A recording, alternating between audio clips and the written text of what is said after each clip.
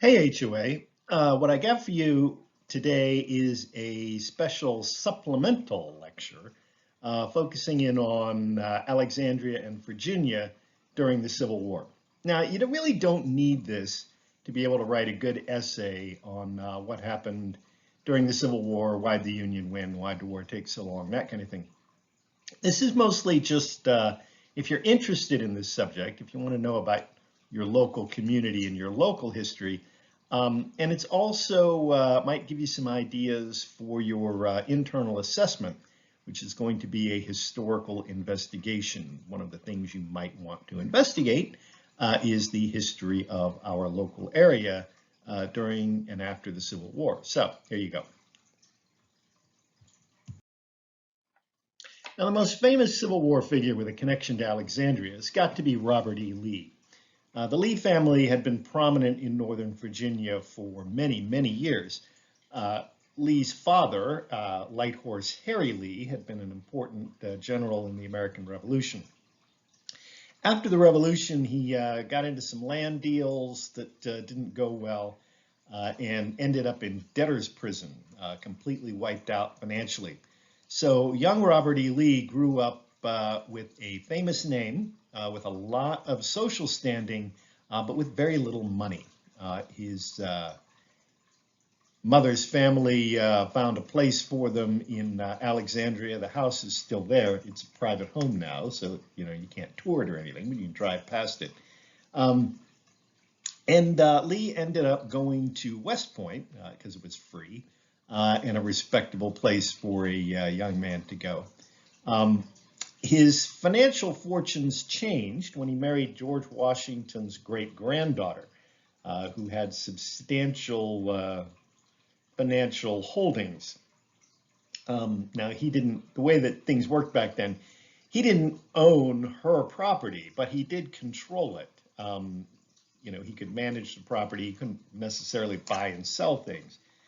So the question, was Robert E. Lee a slave owner? Technically, no. Technically, Robert E. Lee didn't own much of anything.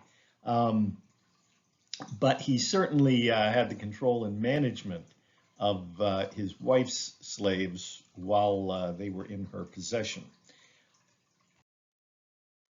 Family lived at Arlington House. Arlington House is on a hill overlooking Washington, D.C. It's a very prime piece of real estate. It was purchased by George Washington's stepson, who died at Yorktown. His son ended up building the house, and when they were married, Robert E. Lee and his wife moved into the home with her parents, and then when her parents passed away, she inherited the house. So this is where he lived in the immediate time before the Civil War. Now, in February of 1861, Virginia called a secession convention. This is about the time that South Carolina and the other states were debating whether or not to leave the Union. And in Virginia, it came down to basically three groups. There were the secessionists, the fire eaters, the people who said, we have to secede and that's all there is to it. There were the unconditional unionists who said we should never secede under any circumstances. And then in the middle were the conditional unionists who said, we don't think secession is a really good idea. We don't want to do it. It's something that should only happen as a matter of last resort. And the idea was, just the fact that Lincoln had been elected president was not enough to trip this off. We should wait until he actually does something unconstitutional, and then we can think about secession. So they initially had a vote, and the vote, the conditional and unconditional unionists won the day, and Virginia voted to not secede. But after Fort Sumter, and in particular, after Lincoln issues a call for 75,000 volunteers to reimpose federal authority in the South, that pretty much convinced the conditional unionists to switch sides. They did not believe that Lincoln had the right to try to reverse secession. The states that had voted to secede had the right to do it. And the fact that Lincoln was going to try and stop that was, in their way of thinking, he was violating the Constitution, and so now it was necessary for Virginia to secede. So on April 17th, a couple of days after Fort Sumter, the convention votes an ordinance of secession. And then a lot of things start happening. April 20th, Robert E. Lee resigns from the U.S. Army. Now, Lee had been a conditional unionist. He didn't like secession. He thought, if it came down to a choice between leaving the Union or abolishing slavery, it would be better to abolish slavery. But the one thing he wasn't prepared to do was to remain in the U.S. Army once his state had seceded. He believed that his loyalty, his family ties, all of that kind of required him as a matter of honor to go along with Virginia, even though he thought Virginia was not making a smart choice. And 3 days later, down in Richmond, he is given command of the Virginia militia, which is pretty much Virginia military at that point. 2 days later, Virginia joins the Confederacy. Now, on the basis of this, the unconditional unionists, who think that this whole thing is a bad idea and probably unconstitutional, they had a second meeting, and they met in Wheeling. Wheeling was in that far northwestern part of Virginia, in what's now West Virginia, a lot closer to, say, Pittsburgh than it is to Richmond, and as far away from the seceded government of Virginia as they could get. And in Wheeling, they're going to have a second meeting to discuss whether or not secession was legal, whether or not they were obligated to go along with it. Now, this is all going to be very important to the Union Army because of the location of the Baltimore and Ohio Railroad. And as you can see on this map, the red line, that's the main railroad link between the Old Northwest, the western states, Ohio, Indiana, Michigan, Indiana, Wisconsin, etc., from Chicago down to Baltimore. So as these 75,000 volunteers that Lincoln has called for, a lot of them are going to have to take this railroad to get to Washington. And if this railroad gets cut off, that's going to make things in Washington very difficult. There's only one other railroad that goes kind of along the Great Lakes up to New York. It's a much longer route, and it was not able to carry as much cargo. And remember, there was, that issue in Baltimore that was also going to be a problem for troops coming down from New York and Philadelphia. So Union troops from Ohio under George McClellan are going to take immediate steps to secure the railroad once it starts coming under attack from the Virginia militia. And they are going to very quickly occupy that portion of Virginia west of the Appalachian Mountains. Now, the Appalachian Mountains are a pretty substantial physical barrier, but it was pretty easy for them to kind of flow into the western portion of Virginia and, take command of the place. There weren't enough Virginia soldiers to defend all of the borders of Virginia, and so they're pretty much going to pull back to the mountains as a more defensible position. A couple of days later, there's going to be a vote. The secession convention had sort of, started the ball rolling on joining the Confederacy and that kind of thing, but the secession was not technically official until the people of Virginia voted on it. And they voted overwhelmingly in favor of secession. But if you look at that map, those counties west of the Appalachian Mountains, which is pretty much where the red stops and the other colors start, those counties all voted, or mostly voted against secession. The future state of West Virginia, which is kind of what we're getting at here, voted 2/3 to stay in the Union and only 1/3 to leave, versus the statewide vote, which was overwhelmingly to secede. So that unconditional unionism was strongest west of the mountains. Now, once the vote is official, Virginia considers itself officially removed from the Union. And Union soldiers are going to immediately take steps to occupy both Arlington House and the City of Alexandria, which is, obviously very close to Washington.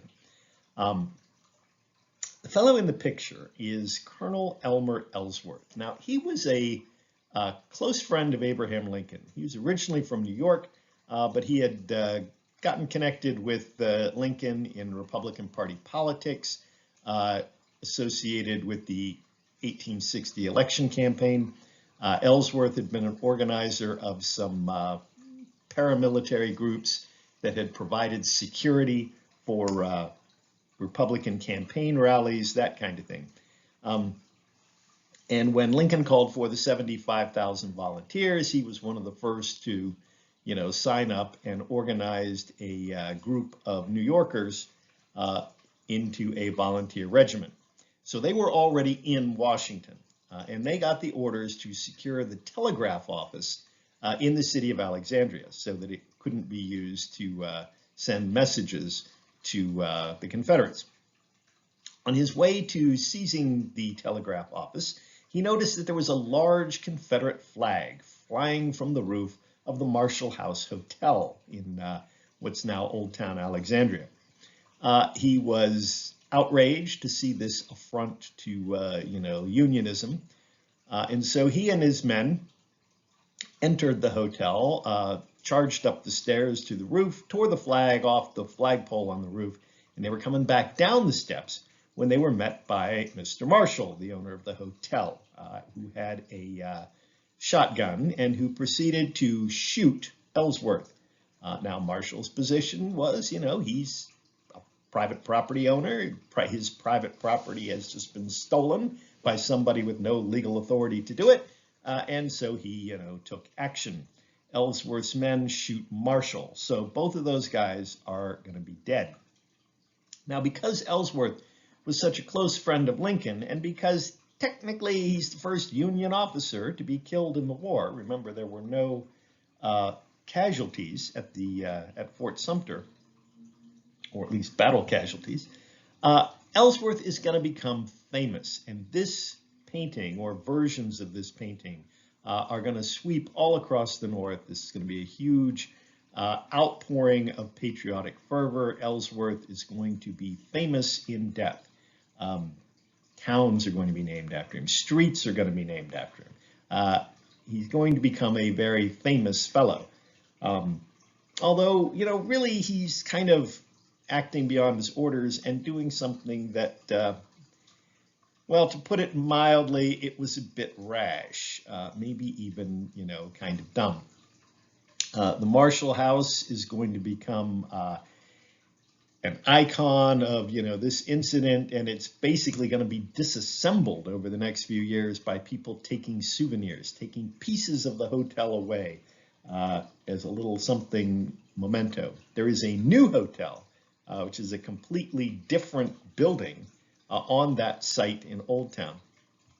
And it's interesting because there aren't any, there are very few plaques or commemorations at that building. The current ownership of the hotel doesn't promote the fact that, this substantial historical event happened there. They just want to be a hotel and be left alone.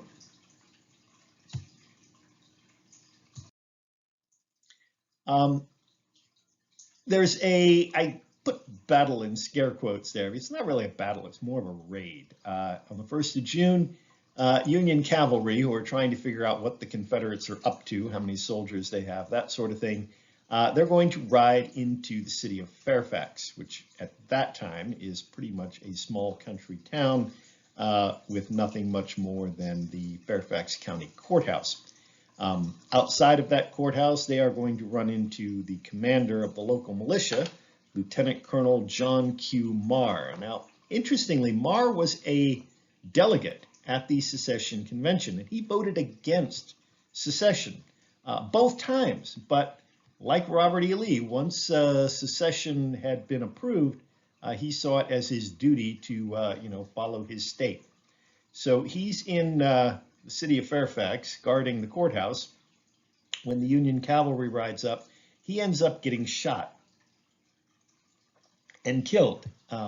Command of his men is taken over by the local congressman who had just resigned from the United States Congress, saying, again, Virginia has left. He was also not an enthusiastic secessionist, but Virginia had seceded, and so he's, going to make himself available to the state of Virginia. He's going to end up serving in the Confederate Congress, but he takes command of the troops, dispatches the Union cavalry, and this is one thing that kind of delays Union action until the First Battle of Bull Run, and gave the Confederates a chance to get more soldiers in line. So had this gone a different way, the Battle of Bull Run might have gone a different way. But John Q. Marr is going to be the first Confederate soldier killed in combat, and he's going to fall in Fairfax, Virginia. There used to be a monument to him in front of the old Fairfax courthouse. That monument was removed in the summer of 2020. Now, back in Wheeling, the unconditional Unionists are going to declare themselves the restored government of Virginia. This is a very irregular kind of a proceeding because, of course, not all of Virginia is represented. And they don't really have technically any legal status. I mean, there was a functioning state government of Virginia that was still in Richmond doing its thing with the Confederacy. But their argument was that government had ceased to exist legally when they took illegal action. So now you have basically two state governments pointing fingers at each other, but only one has actual authority across most of Virginia. But the restored government of Virginia is going to appoint, they're not really in a position to hold elections, but they're going to appoint Francis H. Pierpont as governor. And he is going to be recognized by Lincoln and by Congress as the legal government of Virginia. So this Unionist government of Virginia is going to have congressmen seated in the United States Congress. They're going to have senators seated in the United States Congress, all unconditional Unionists who have not gone the way the state went, but have decided to stick with the Union. What this Unionist government is going to do is it's going to vote to allow the state of West Virginia to be created. Remember, the Constitution says you can't make a state out of an existing state without that state's approval. So they say, okay, we are the official government of Virginia and we allow West Virginia to exist. That's actually most of the territory that had been controlled by the Unionist government of Virginia. So what happens to Pierpont after West Virginia is a separate state? He moves to Alexandria, and there that becomes the seat of his state government that at that point doesn't really govern much of anything. The only territory that is even nominally under its control is the City of Alexandria, and the city is under martial law. So elected officials, or in Pierpont's case, appointed officials, don't really have a whole lot of authority. Martial law was pretty tough for the City of Alexandria. It's overcrowded with soldiers, and contrabands start to flow in as slaves decide to free themselves and make their way to Alexandria as kind of a place to be, and then later freedmen after emancipation. The population of the City of Alexandria swells far beyond its capacity. People are living on top of each other. The water system and the sewage system are inadequate, so you start to get a lot of disease and a lot of people dying. Many of those people, at least the contrabands and freedmen, are going to be buried at a cemetery at the south end of Old Town, near what's now the Wilson Bridge. That property is going to become the main African-American cemetery. And it's hard to say exactly how many people were buried there. Definitely hundreds, probably more than that. After the war, that property reverted to its original owner, who had been a secessionist. The cemetery eventually got sold or got transferred to the Catholic Diocese of Arlington because of the Catholic cemetery across the street. The property, the Catholic Diocese sold the property to developers. Supposedly there was a provision in the deed that they weren't supposed to build a gas station there, which would have required digging, that they would only build things on top of the cemetery. Apparently that got lost because a gas station was built there, and the cemetery was largely forgotten after the 1940s. It was sort of rediscovered in the old records, and the gas station was torn down, the property was restored, and the Contrabands and Freedmen's Cemetery Memorial exists there today. So it's just north of the Wilson Bridge off of Washington Street. Now, once the situation began to stabilize, the Union Army proceeded to build a ring of forts around the city of Washington to protect it from Confederate attack. And so all these little blue X's in this image are different forts, some larger, some smaller. A lot of these forts, most of these forts, were considered unnecessary once the war was over and just abandoned. And then over time, the property was redeveloped into other things. But you still see a lot of neighborhoods around Washington that still have the name of the fort. So there's like the Fort Totten Metro Stop, and there's the Fort Lincoln neighborhood, and other areas like that all around the city. This is a close-up of Alexandria. Obviously, the city of Alexandria is much smaller then than it is now. Coming due west out of Alexandria, what's marked on this map is Little River Turnpike. That's what we know as Duke Street. Going up to the northwest at an angle, the Leesburg and Alexandria Turnpike. That's what we know as King Street. The Orange and Alexandria Railroad, those railroad tracks are still there. They run right along where the Beltway is now. And then you can see kind of just below the center of the picture, Fort Lyon. Fort Lyon was the big fort in this area. It sat up on top of a hill. And in those days, there were basically no trees at all in this area. This was all cleared farmland. So from the top of the hill at Fort Lyon, you could see for many miles to the south and west. So there was no way that any Confederate soldiers were going to be able to sneak up on the Capitol from the south. That area is now the Huntington Metro Stop. And then that area south of the railroad, south of Cameron Run Creek, that's pretty much the area that is between Franconia Road and the Beltway. And so, your Claremont Elementary School is named after Claremont Plantation, which was the plantation on that spot just north of Twain Middle School. So this is like, right here where we live. Now, John S. Mosby was a famous figure in the Civil War. He formed Mosby's Rangers, and they were mounted soldiers who were considered irregular forces, meaning their job wasn't to participate in these big battles. Their job was to do raids. They would ride into Union-controlled territory in Northern Virginia and cause problems. They might tear up railroad tracks, they might steal supplies, they might burn warehouses, anything they could do to sort of make life difficult for the Union soldiers in that area.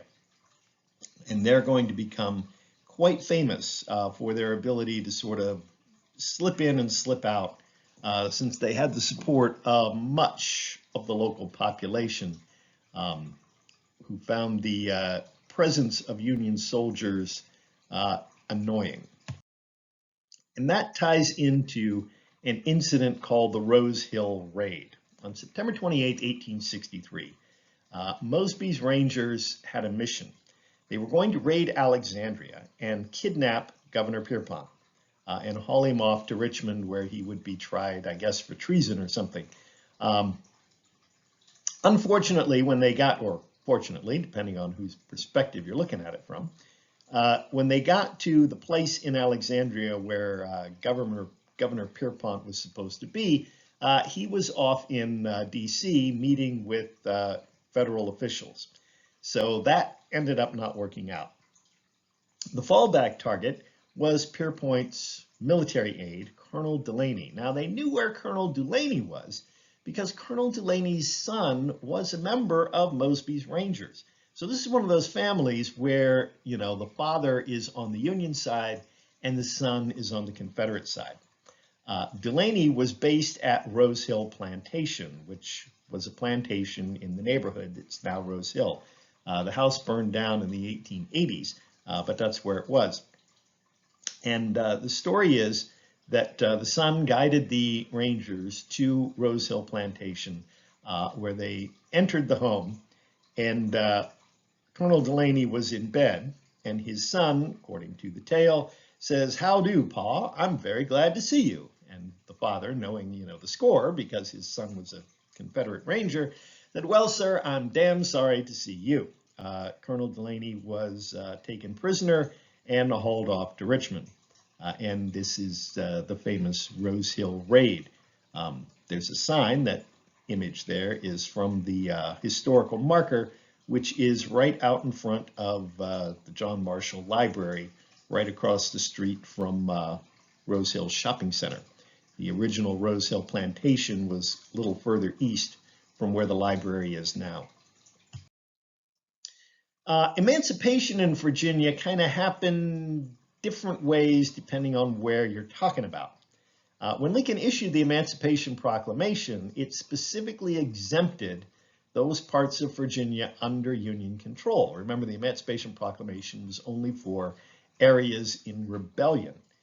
So those counties marked in green on this map, sort of Eastern Shore, around Tidewater and, you know, Fairfax County and Alexandria, that area, those were not covered by the Emancipation Proclamation. Slaves in those areas were not freed on January 1st, 1863.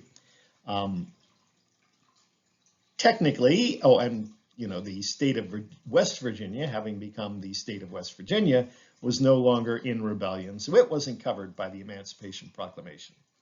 The Unionist government adopted a state constitution in February 1864, which technically ended slavery in the green areas, although in practice, you know, there wasn't a whole lot of slavery going on at that point because of the, you know, the slaves freeing themselves with their feet. West Virginia did not abolish slavery formally until just before the passage of the 13th Amendment.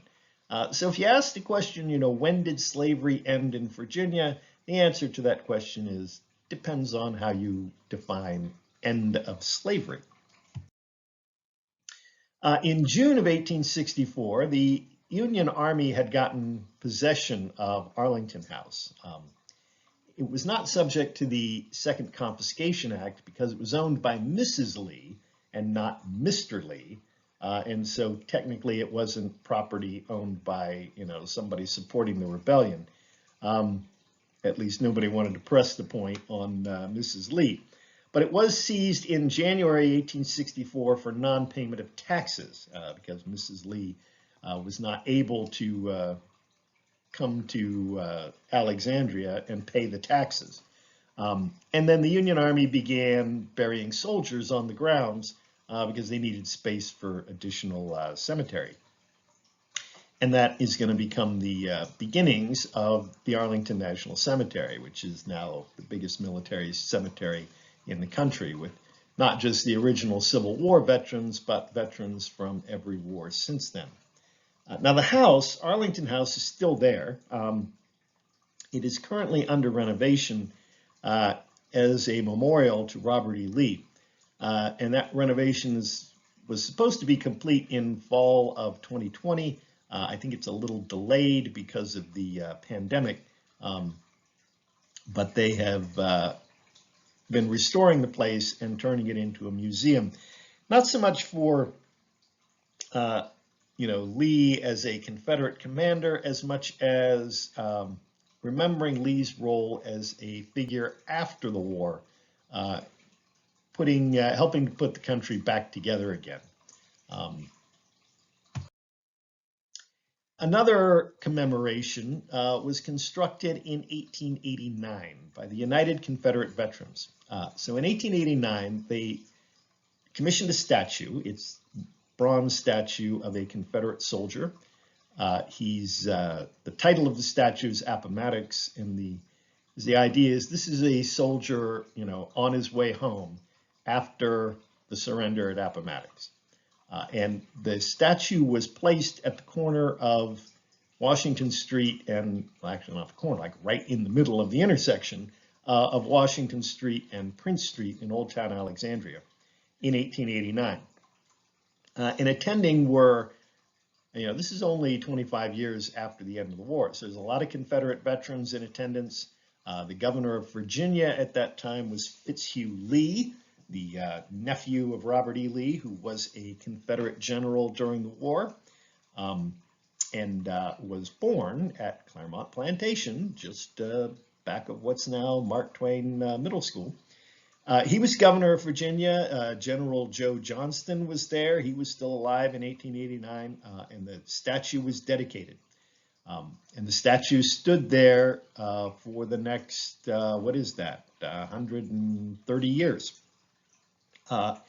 In the 1990s, it got hit by a car and knocked off its pedestal. The City of Alexandria wanted to move it because it was a traffic hazard and because modern Alexandria found the whole Confederate thing a little embarrassing. But the Commonwealth of Virginia had passed a law back in the 1880s that no Confederate statue could be removed without the approval of the state legislature to sort of protect themselves from, Yankee encroachment in Alexandria.